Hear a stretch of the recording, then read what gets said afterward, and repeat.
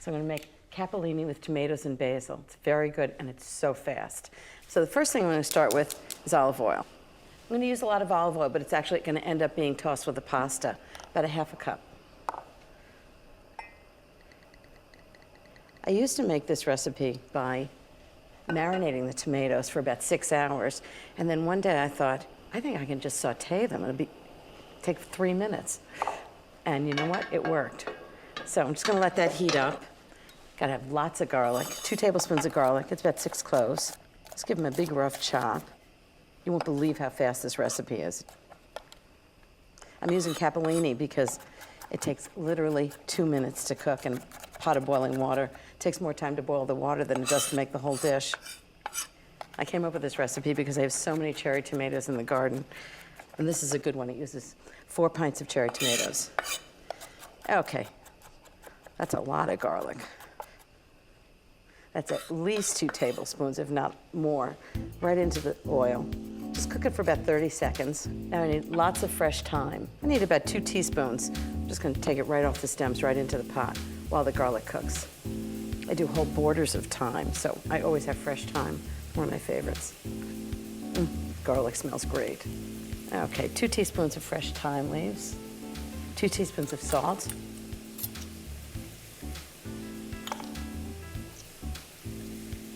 1 teaspoon of pepper. I want this really well seasoned. Give it a shake. Some red pepper flakes, just a big pinch. Give it a little heat.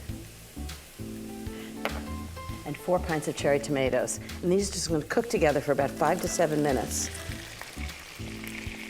while I cook the pasta.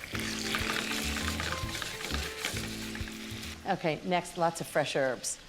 So I'm going to use maybe, I don't know, a big bunch of basil. About 18 leaves, I'm going to julienne them. Tomatoes, basil, always go together. They don't have to be perfectly julienne. That's the thing about this pasta. It's a really simple dish, but each ingredient is just wonderful, and they all go together. Big rough chop of parsley, just a couple of tablespoons. Give it a nice fresh herb flavor. And the tomatoes look like they're perfectly cooked. Just off the heat, I'm going to turn it off so that the herbs stay really bright green. Just going to toss them on. Just give them a little stir so the heat just wilts them, but it doesn't change the flavor. And this Parmesan's going to have a nice salty taste. This is really fast Parmesan cheese, right into the food processor. Lid on.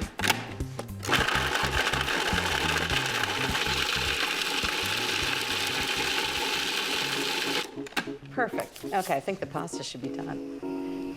Just drain the pasta.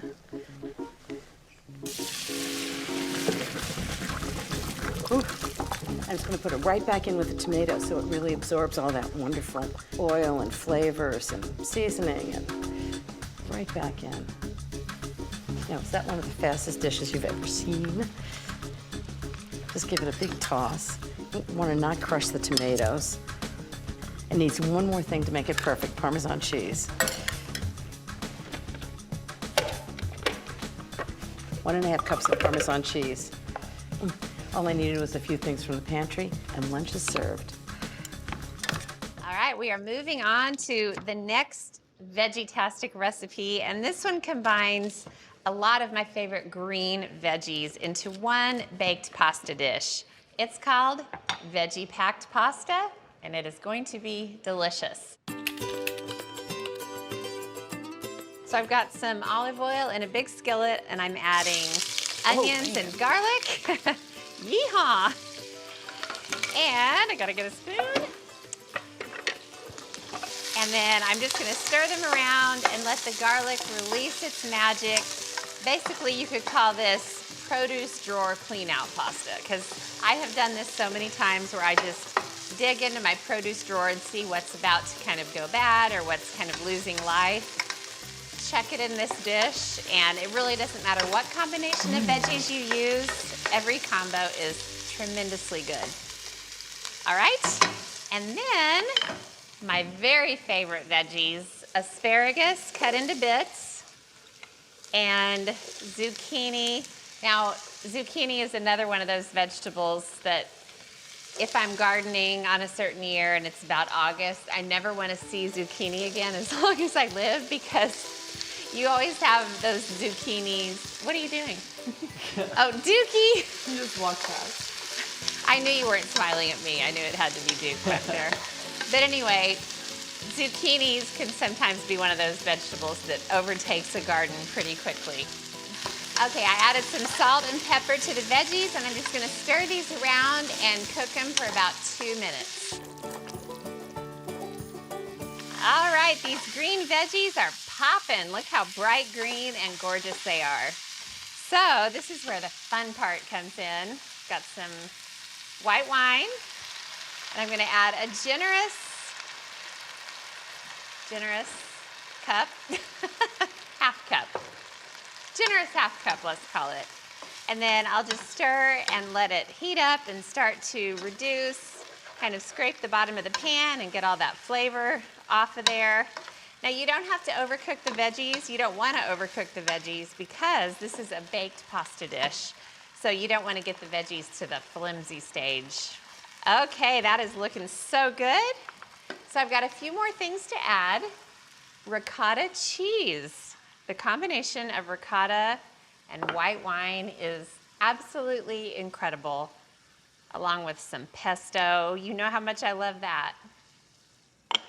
And then some frozen peas. This is so hot that the peas are gonna thaw instantaneously. Veggie-tastic. And then I've got some baby kale, and that goes right in. How's this looking so far? Amazing. And then I've got some whole wheat pasta because this is a veggie-tastic recipe. So I'll add it right on top of the kale just to kind of help the wilting along. Ooh. And then about a 1/4 cup of the pasta water. Since this is gonna go into a casserole dish, a little bit more. That'll kind of help it get saucy. Saucy. But basically you wanna toss and get that ricotta and wine and just all that goodness mixed up and incorporated and become part of the whole mix. Okay, got a casserole dish, and I'm gonna try to fit all of this pasta in the dish. I think I judged everything correctly. Ooh. Oh my good. All right, I've got to put a topping on this beautiful casserole. So I'm gonna mix up some seasoned breadcrumbs, melted butter, some crushed red pepper, and parm. This is the best topping, by the way. Anytime you break out the breadcrumbs to put on top of a casserole of any kind, do yourself a favor and mix them with melted butter first. So many people make the grievous mistake of just sprinkling breadcrumbs straight onto the casserole. It makes them dry and lifeless in the oven, but butter just makes them moist and golden and crisp and flavorful, and just, the Parmesan helps too. Okay, and then you guessed it, this gets sprinkled all over. I'm in love with this already. In fact,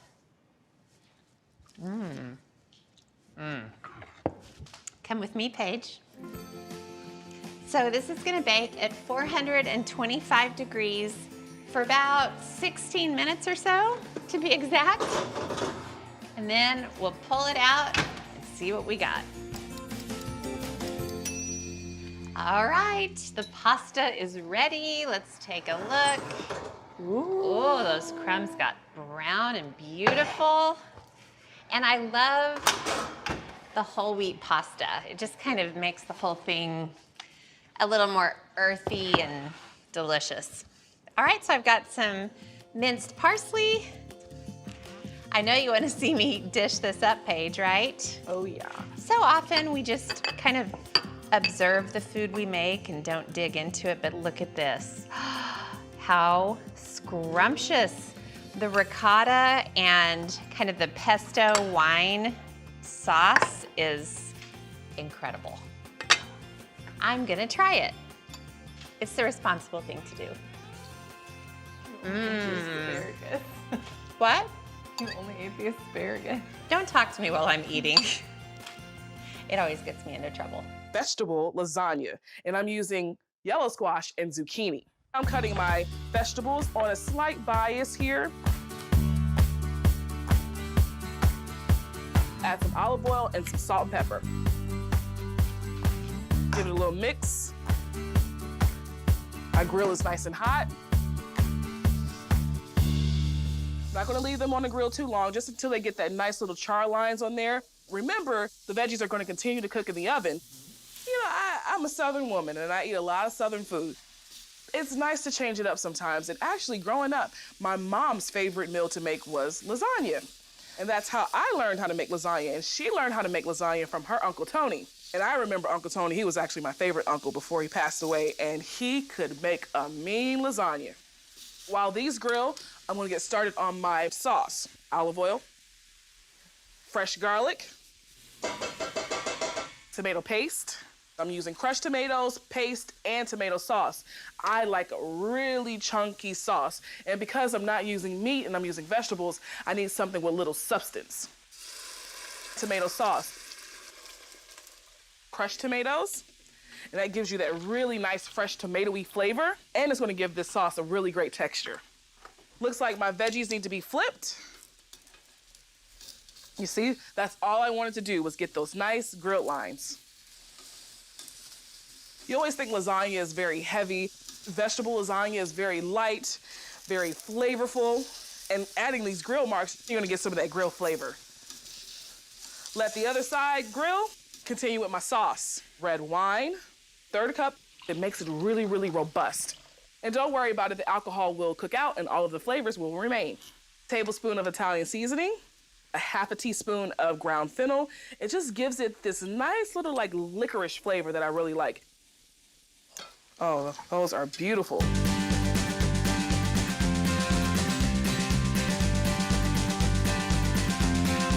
One bay leaf, salt and pepper.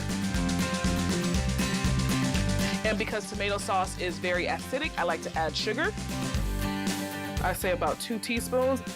Some fresh parsley, give it a chop, add it to the pot. In 20 minutes, this is gonna be very, very delicious. But if you have the time, if you wanna cook it earlier in the day, you can. It's gonna be even more delicious, but it's fine in 20 minutes. All right, put that on, let me get started on my ricotta. So I like to use about 1 pound of ricotta. I'm transporting myself to Italy. And oh, I can't wait till I add the mozzarella.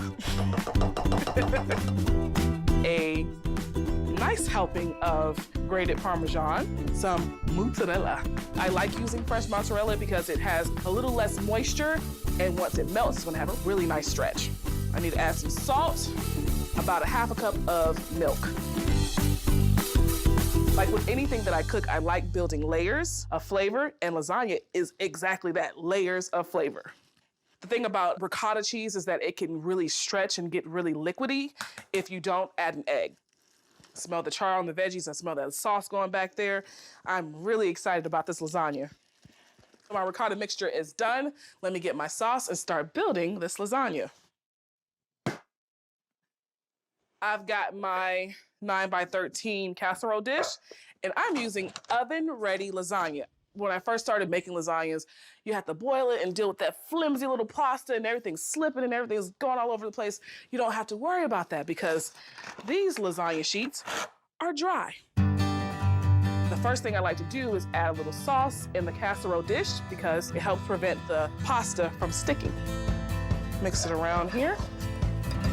Now I'm gonna add my oven-ready lasagna sheets. Fit it to however you like. It's like kind of like a puzzle. There you go. Another layer of sauce. Adding my veggies. Now this lovely ricotta mixture. Whew. So that looks good. I'm just gonna keep doing the same thing until I get to the very top or until I run out of noodles. I like to make a little design on the top because it's, you know, you see the top layer, so try to make it cute. That same fresh mozzarella I used in the ricotta mixture, it's gonna get nice golden and melty. Parmesan cheese. Fresh basil. I like the flavor of sweet basil, especially with a good pasta sauce. With lasagna, it's always best to start off with it covered so the noodles and the sauce and everything melts and gets nice and cooked. Then I uncover it and let it bake for an additional 15 minutes so all the cheese will melt on top and it's going to get nice and golden brown. It's time to uncover my lasagna. Yes. Whew. That smells delicious. Oh, baby. I immediately smell the sauce. I'm smelling the basil. I smell the fresh veggies. That needs about 15 more minutes. I just want the top to get nice, brown, and bubbly. My lasagna is done. Oh, look at that. This is gorgeous. It's nice and brown on top. The cheese has nicely melted. Oh, wow. Did y'all bring your appetite? Of course we did. The oldest boy will get his first corner. Okay, this is a big piece. He's a fireman, you know, he deserves this. He's been saving lives. Oh, amazing. That's nice. Look at all those layers. Really good. Linguine with the clams, or linguine vongole. The clams, I think, are most like vongole clams if you go to Italy, are these cockles from New Zealand, small, okay? These have been washed several times, soaked, washed again, scrubbed. But these are great because they're small. They sort of make sense in the bowl. I like to leave my shells in the linguine clam. I think it's part of the romance of linguine clams. Water salty as the Ocean. the sea, not the ocean. I like a flat surface. If you go and get mussels or clams and they put it in a pot like this, what happens? The bottom clam or mussel gets cooked, the top clam isn't open yet, that one gets overcooked, the top one opens, and then you have an uneven cooking distribution. So I like to put a generous amount of extra virgin olive oil. I like this, not a big old deep pot. And I'm just gonna take this garlic. Would you snip some of the stem? I like some of the stem in this. Okay. Not rough cut, not fancy, okay? Rough cut. And I'm just gonna cut these really thin, like this. How many garlic cloves would I have 5. This is enough for 3, 4 This is people. a garlicky dish, isn't it? Well, it's supposed to be, but you want to cut the garlic not too thin, not too thick, but it's really important that it's fresh and you cut it by hand. Okay. I'm gonna put one more in. I think that is actually enough. Judging by what I have here, I think this is plenty. This Now, is odoriferous Geoffrey- parsley. If you live in an area of the country like where I grew up, we didn't have fish markets, we didn't have access to fresh clams. I think canned clams are really good. Nothing wrong with canned Pasta clams. with If you clams. follow the same method, it will do the same thing, but it's just a different flavor. So we're gonna do this in real time. The anchovy, the garlic, the shallot goes in. And the shallot is maybe controversial. I like shallot in this for some reason. I think it's good. I'm gonna put a little pepperoncini. It's naturally sweet the way the clams are and the pasta. Yeah, and we're gonna lower this now. It's getting up to temperature. We're gonna lower it so we don't wanna burn the garlic. Wow. You can take that ice. I've kept them cold, fresh, very clean. They go right in. And important here to notice, I'm gonna put a touch of parsley in early. I've always done this is the way I was taught. I think it actually, a little cooked parsley and fresh parsley makes some sense. I also think it goes in the clams as they're opening. I mean, A that little does wine. make I'm sense. not putting a lot of wine, but you do need this water. Be careful it's salty, just a bit. Just a bit. Okay. And then we are gonna cover this. A quick shake. You do not want to cook this a lot. Once they open, they're done. This should be open maybe in 3 minutes. It's kind of like popping popcorn, honestly, right? That's it. Just wait till they open and that's Basically, when it's open, the dish is done. And so this is why I love this dish. It seems complicated, but it's not. It's just fresh ingredient, salted pasta, good pasta, a lot of fresh parsley, and let's How take long does it take those clams to open up? Let's take a look. It's been probably 30 seconds since I covered them. They're starting to open here. Yeah, I see a couple. Okay? So we're doing that because the steam is now hitting the top of the pan and pushing down, so they open evenly. If you had this pot off and uncovered, they would open at different times. So pasta's about a minute. You want it al dente, 80%. You can see that, right? Oh, Maron, I mean, look at all them little clamettes. Really important. Why it's flat? Because it all cooks even. Get them out. They're done. They're done. I could do all these with just a nice piece of crusty bread. A piece of what? Crusty Yes, you bread. could. Look at those pieces of garlic floating in there. They're staying in there. So you want to get these out as quick as possible. But what you've done is you've stopped them from overcooking. Preserve Very the important. texture. Very important. Pasta is al dente. Guess where the pasta goes? Right in the thing. Right in Straight here. in the pan. No need to dirty a colander. Let's just put it right in. Colander, no. We want that pasta water. The pasta water, okay. And we're gonna let it do its magic. Do Right your here. magic. This is so few ingredients for you, Geoffrey. I don't even see any garnishes. I'm really unnerved. Is it upsetting? No, I like it. So what's gonna happen is the liquid, as always, is gonna reduce, the oil is gonna stay, the pasta is gonna give its starch over, and this should start to be luxurious and creamy. Okay, I'm adding the pasta to the parsley, Wow. Okay. which means a lot of parsley, I heard that. okay? This is so important. We are basically done. We're gonna add this back, okay? My mouth is watered. Right? Now, the olive oil is really important at the very end. Olive oil, when it cooks, flavor goes, garlic gets infused. This now is grassy and green, and you need that sort of flavor differential. So, okay, let's do it. Yeah, brother. So this is a traditional linguine vongole. Bravo. No cheese. Okay, you ready? Okay. Oh, wow. Yes. Oh, okay. All right, there you so go, can Katie. I serve myself here? Yes, No, right out of Katie, that. that's your happiness right there. That's your whole bowl. All right. I'm gonna get some of this beautiful Expertly pasta. cut Look at garlic this. and parsley, I Look at must this. say. Oh my gosh, When you want something Geoffrey. rough cut, holler at me. This is a Okay. beautiful thing. I'll do the rest. You Rustic. just All right, eat there. all right. I'm gonna eat mine. You get everybody else plated up here. Got to get a little cockle out of the shell. My mother's favorite pasta. This? I'm gonna do that a little closer so Katie can have some room to eat there.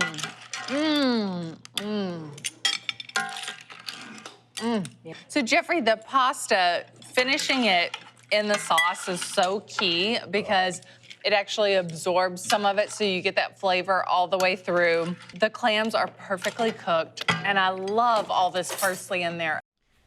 You know how much I love to take a classic recipe and do it with a twist. And I was thinking, mac and cheese, lobster, how bad could that be? So I'm gonna make lobster mac and cheese, and it starts with the sauce. The French call it a roux, which sounds really fancy. It's not. Start with butter, 6 tablespoons of butter, and I'm just gonna melt that. And then later I'm gonna add some flour for thickener. Okay, the next thing is heating up a quart of milk. And what this does is thicken the sauce. When I add the cheese and the pasta, it gives a nice thick mac and cheese, classic mac and cheese. And then I'm gonna mix into the butter half a cup of flour. And the thing about making a roux or white sauce is you want the flour to cook for a minute or two so it doesn't have that sort of raw flour taste. Okay, milk looks like it's hot, just under simmering. Just gonna pour it in. And now I'm gonna stir it until it gets nice and thick. This is definitely one of my favorite things to make because you can make the whole thing in advance, put it in gratin dishes, leave it in the fridge, and then just throw it in the oven before dinner. So this is white sauce, that's it. It's just thickened milk, and it's gonna make fantastic mac and cheese. Okay, I'm gonna turn the heat off. Next, the cheese, that's the good part. Usually mac and cheese is sort of ordinary cheddar, it's not exciting, so I'm gonna use really good extra sharp cheddar. And this is the easiest way to grate cheese in a food processor. Just put it right in. I mean, if you want to get exercise, you can do it the old-fashioned way, but why? How easy is that? So that's about 2 cups of grated cheddar, and I'm going to do 4 cups of grated Gruyere. Gruyere is really sharp, nutty cheese, and it's one of my favorites. I'm just going to cut it in pieces and then grate it right on top of the other one. Just cut it so it fits in the feed tube, just like that.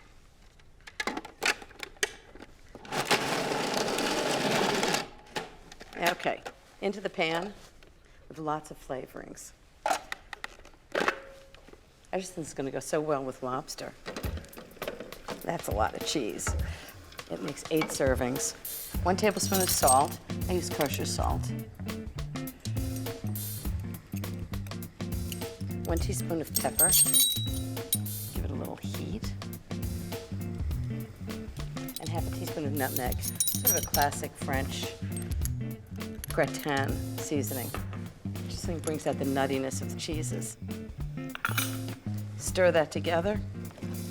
This is gonna be really good mac and cheese.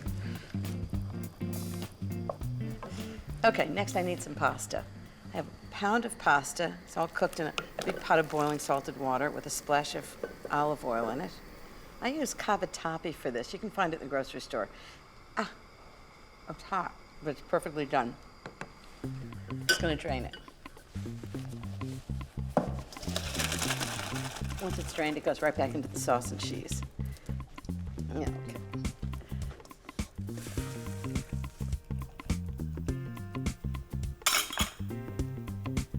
This looks delicious. All the pasta and the cheese, and wait till I put lobster in. It's gonna get even better. Okay, I'm gonna cut up 1.5 pounds of lobster. So I'm gonna leave some of the big pieces whole, and then the really big ones I'm gonna chop up. Oh, this smells like the sea. It's just delicious. You know, lobster's a pretty luxurious ingredient these days, any day. But the good news is it's 1.5 pounds of lobster. It makes 8 servings. Okay, all this is just gonna go right into the pot. This may be one of my favorite dishes of all time. So good. Big stir. Is this gorgeous? Big, thick chunks of lobster, creamy mac and cheese. I'm just gonna put it in gratin dishes. And after I put them in the dishes, I'm gonna make a crispy topping that's gonna make it creamy underneath and crispy on the top. I love that texture. This is such a simple dinner because you really can make it in advance. Keep it in the refrigerator. Just throw it in the oven before dinner. And all you need to serve is like a salad and a fruit dessert.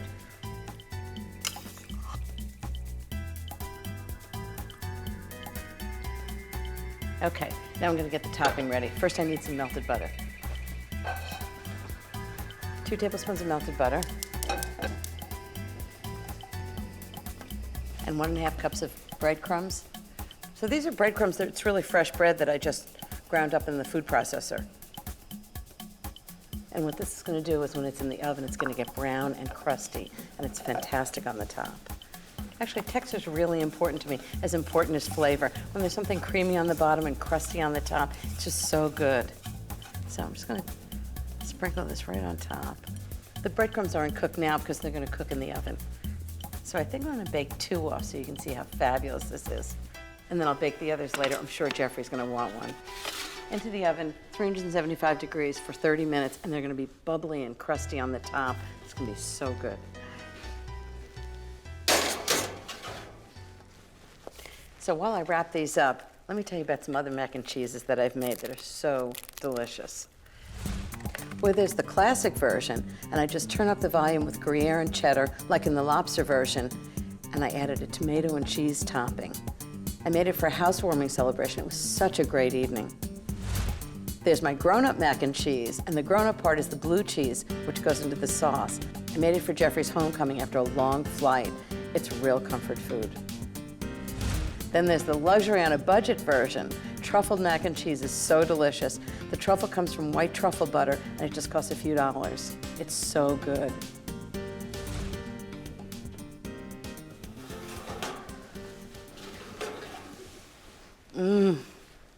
Lobster mac and cheese. Now, I don't know anybody that wouldn't want that for dinner. Wow, it smells fantastic. And next, I'm gonna make 2 pasta sauces, pesto and marinara sauce. And then I'm gonna make a cold pasta salad with tomatoes and feta. But first, I think I have to make sure this is really good. I am hopelessly devoted to pasta, and I'm also a big fan of seafood. So it won't surprise you that I'm getting ready to combine the two in a real favorite of mine. Best thing is, in about 10 minutes, the whole thing will be ready. Start the clock. I'm making mixed seafood pasta, and words cannot describe how beautiful a dish this is. I'm not gonna need words because you're gonna see it in no time.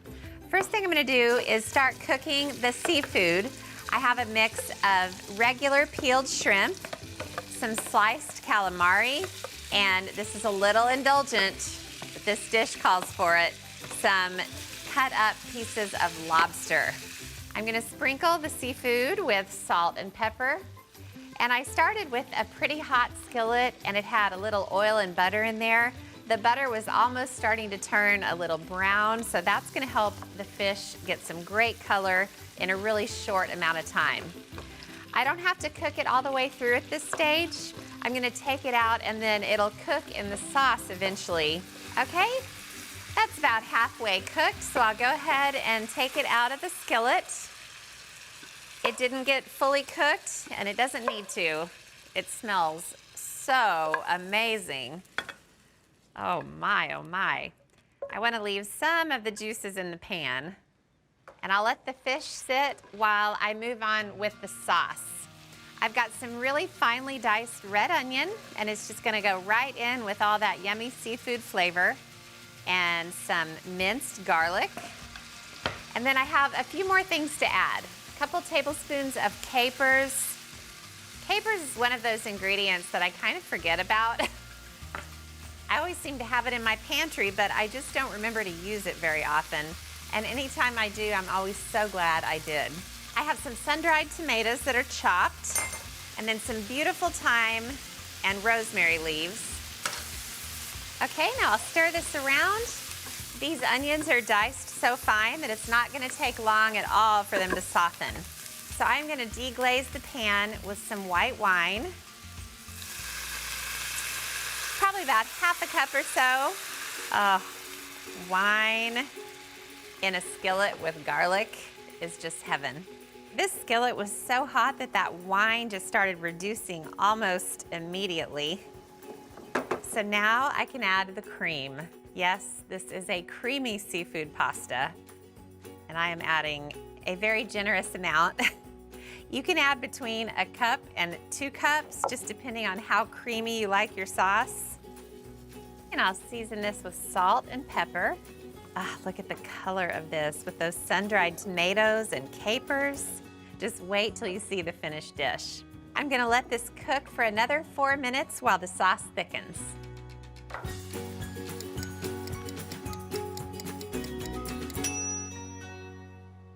So this is the perfect time to add the seafood, and you'll notice all those juices are dripping off the plate. You don't want any of that flavor to go to waste. Okay, I think by the time I've got everything else stirred in, that seafood's gonna be done. So I'm gonna keep moving forward. Instead of a bed of spinach, I'm gonna put spinach in the dish itself. It takes no time for spinach to wilt. So I'll just give it a little stir in the sauce. And then, of course, to finish things off, I'm gonna grab the pasta. It is perfectly cooked by now. So it goes right on top of the spinach.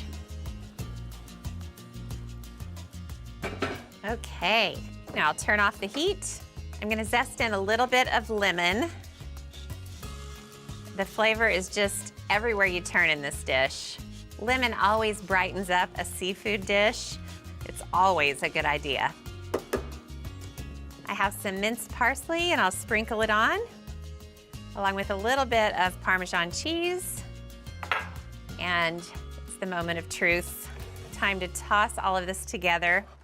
Get underneath there and pull the seafood up to the top and just keep tossing until you see all the elements of the dish. And I just can't emphasize enough how delicious it smells. I'll grab the lemon and I'm gonna do lemon, parsley, and Parmesan right on top. And this is definitely one of those dishes you can serve right out of the skillet. Okay, the rest of the lemon zest and more parsley and a little more Parmesan. Okay, stop the clock. Okay, you'll have to give me a little leeway on the 10 minutes. I might have gone over just a little bit, but how fast did that come together? Speedy seafood works for me. Corn pasta with sun-dried tomatoes with frozen corn. Ooh. I'm in. It's like a little Like burst Flint. of summer. Yeah. Cold. It's right. You're feeling in the mood for corn in February. Let's face it, there's not many ways to get there. You gotta go to the freezer. I freeze my summer corn every summer. Oh, you do? That's right. It's a whole thing, a whole day. Well, I mean, I don't. I'm too lazy. I also just eat it all. And I buy a ton of hard. corn, and then I eat it all and say, boy, I wish, you It's know? hard. Yes, just slice the scallions finely and pick some basil, super easy. I'm just melting a little bit of butter. The penne is already swimming. As far as I'm concerned, if this is a pantry pasta, pasta swims, sauce, we meet in the middle. To that, I'm gonna add really 2 cloves of grated garlic. We wanna get that going in the butter right away.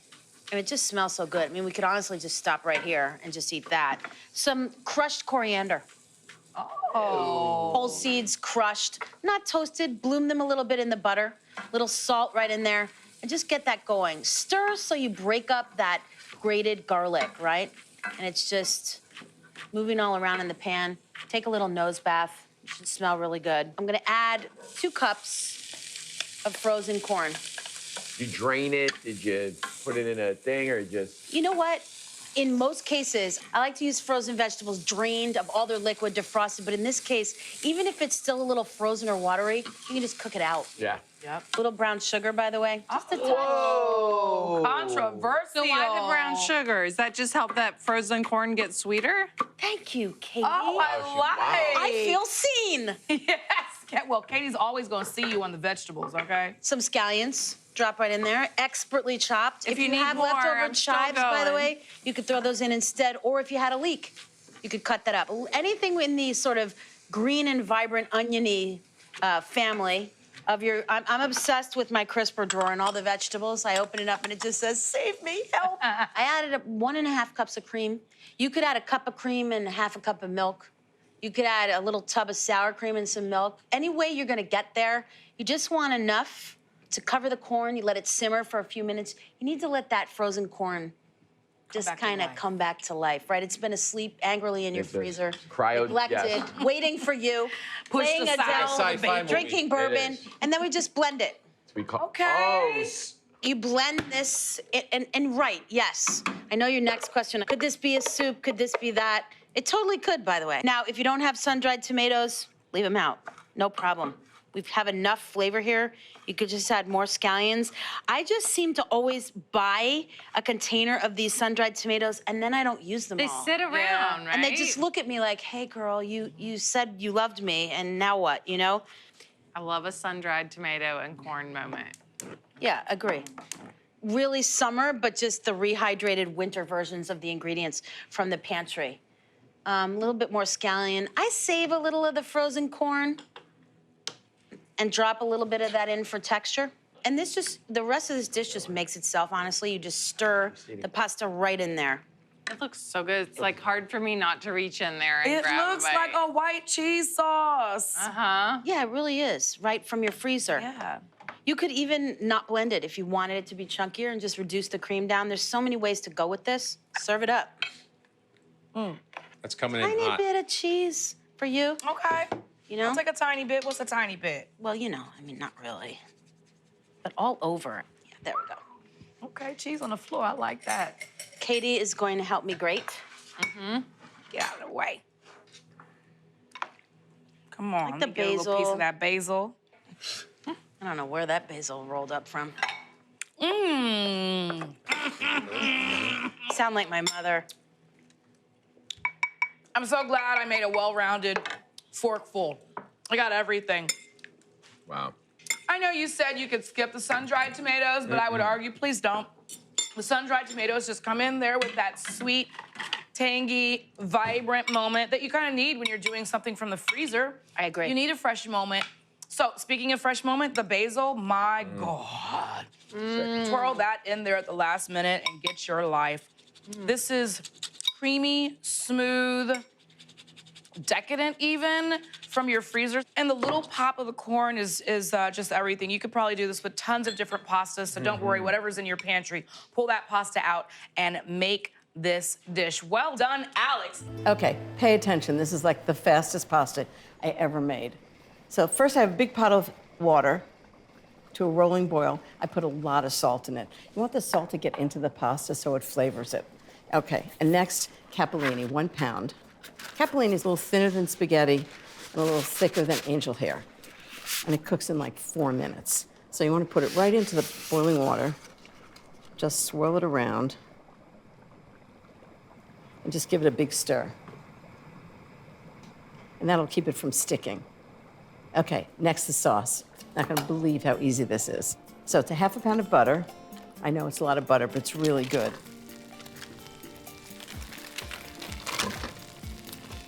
The zest of 2 lemons, and I'm gonna zest it right over the sauce, because then the oils from the lemon zest get into the sauce. So you just want that little bit of bright yellow around the lemon. You don't want the white pith underneath because that's bitter. This is a great dish. I make this all the time for New Year's Eve because we love to go out, have drinks, have fun in Paris, take a little tour, and then come back and have dinner at midnight.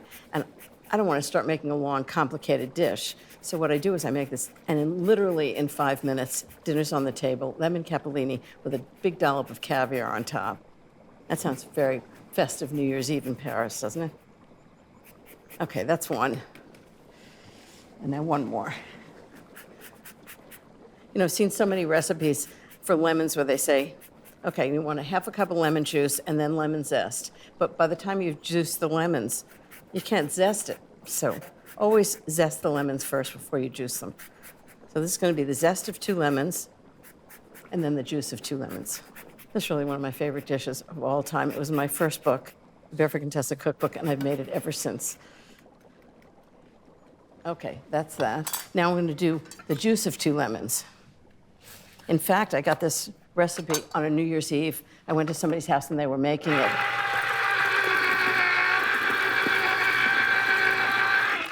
I remember after a really long day at the store, I arrived at these people's house for New Year's Eve dinner, and they were cooking, and I kind of joined in just to be social. And the next thing I knew, everybody had left for the living room, and there I was making dinner for everybody. I thought, well, at least I got a great recipe out of it. Freshly squeezed lemon is just the best. Love my little juicer. Okay, this just goes right into the sauce. 2 teaspoons of salt.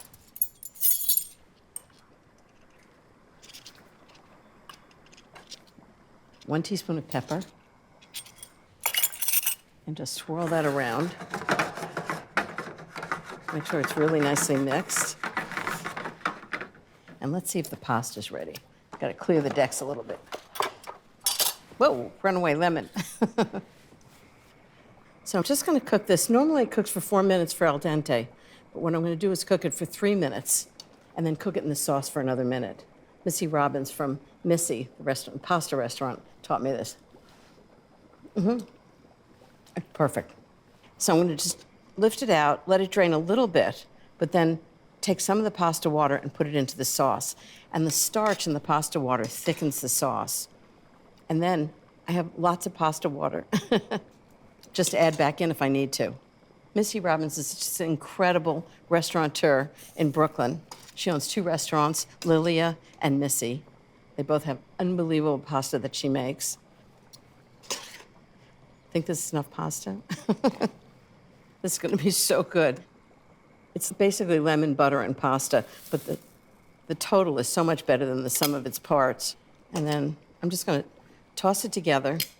I mean, Missy tosses it in the air, but I'm going to be a little more conservative. I don't think it'll be all over the kitchen and me if I do that. So just toss it all together. Just keep tossing it for about a minute. So all the butter and the lemon and the zest and the salt and pepper get absorbed into the pasta. And then as it sits, it's just going to get a little dry, so I'm going to put a little of the pasta water in. I want to make sure it's really moist. You don't want it dry. Just toss it together. I wish you could smell this. It's just unbelievable. That sort of fresh, citrusy lemon is so good. And butter. I mean, how bad can that be? Okay, I'm going to show you how I plate it. So I've got an Italian plate. I thought that would be pretty. And let me see if I can do it the way Missy does it. She takes a big thing of pasta. Whoa.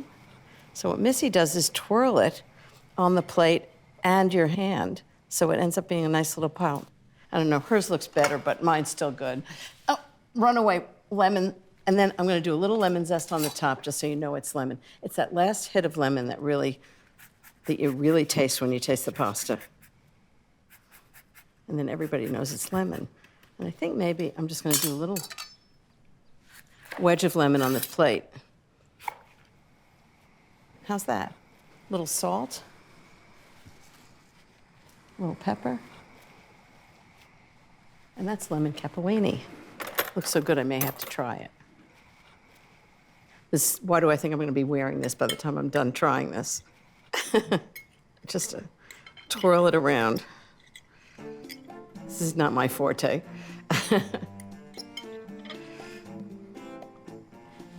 It's so good.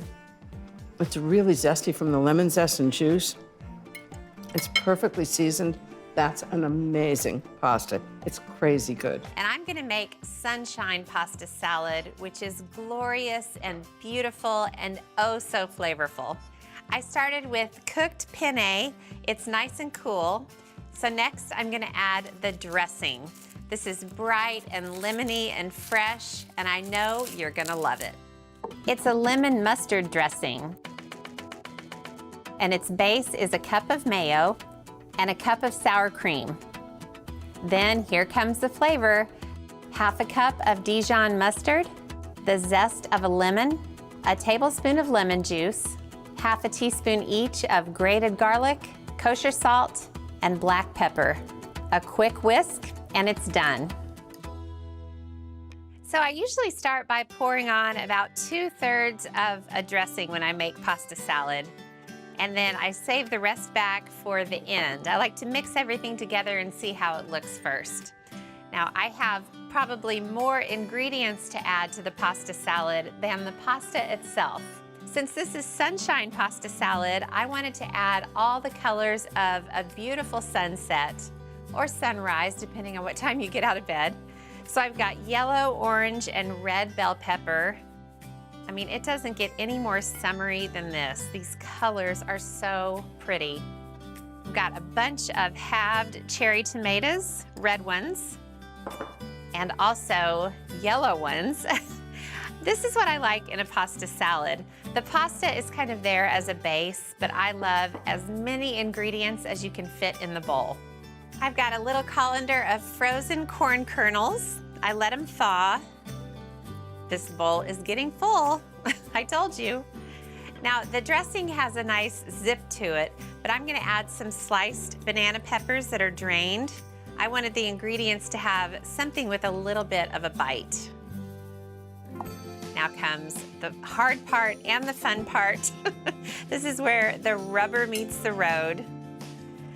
I love this combination. Usually I try to be a little bit more balanced with the colors in my salads. I'm really tempted to add some basil or something green in here, but I really want to stick to that sunrise theme. I don't want to break from the red and orange and yellow. I think what I like so much about pasta salads is, well, pasta, my favorite thing on earth, but I also just like how many possibilities there are. I cannot tell you how many different kinds of pasta salads I've made through the years. One time I had a group of friends over and everybody brought a different pasta salad. That was one of the best days of my entire life. Okay, I think I got that mixed up. It's a miracle. I was afraid I wasn't gonna be able to mix it without getting it all over the kitchen. I think the best way to serve a pasta salad is on a big rimmed platter. Okay, this is where I might get in trouble. It looks like it's gonna be a happy ending. Yay! I was close there for a second. This is so gorgeous. Now, I told you I was tempted to garnish with some basil or parsley, but I'm gonna keep with the sunrise, sunset colors and slice a lemon and just put a few slices on top. I mean, this screams summer. If I saw this at a cookout, I would skip the burgers and steaks and go straight for a big plate full of this. But as I said, I'm kind of a pasta lover. Have been my whole life. Well, some people might see a sunrise, some might see a sunset. I just see a beautiful pasta salad for a summer cookout. I'd say this is a winner. I'm making linguine with shrimp scampi. It's a great summer dish. I add oil to the pasta pot so that the pasta doesn't stick together, and salt for flavor. Okay, that's gonna cook for 7 to 10 minutes according to the directions on the package. Okay, that's 3 tablespoons of olive oil and about 3 tablespoons of butter. I do the olive oil because it has a high burning temperature, and the butter because it has lots of flavor. I know this looks like a lot, but it's the sauce for the entire dish. And about 1.5 tablespoons of garlic. With garlic, you really don't want to cook it too long, so just about a minute. Nothing worse than the flavor of burnt garlic. So 1 minute while I get everything else ready. So the first thing is shrimp. And what I buy is peeled and deveined shrimp from the fish store. If you can't buy it, you can always peel and devein it yourself. I'm going to add a pound of shrimp and just cook it for a very short time, like 3 to 5 minutes. And all that flavor of the garlic is going to get into the shrimp.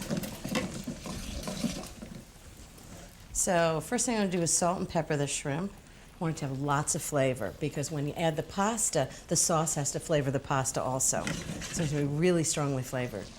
Just turn the shrimp so they cook evenly on both sides. It smells so good, all that garlic and butter and oil. How bad can that be? Michael's so great with flowers. I can't wait to see what he's doing at the table.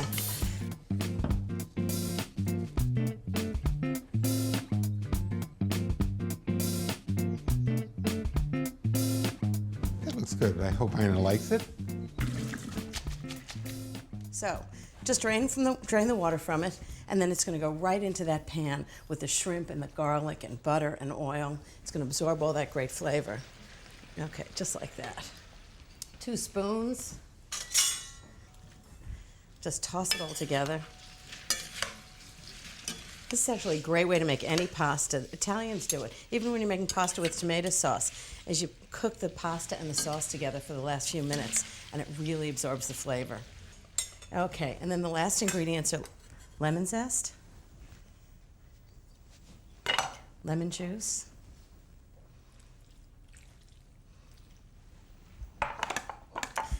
I like a little bit of heat, so just a sprinkling of red pepper flakes. Okay, just toss that together, and then I have 2 more things to put in. Parsley. Okay, right on top. And then because I want you to know, you can't really see the lemon, but I want you to know it's lemon, what I do is a few thin slices of lemon. People aren't going to eat them, but they'll see that it's lemon. So I'm going to add a few slices of lemon to the whole thing before I finish tossing. This is really a great summer lunch.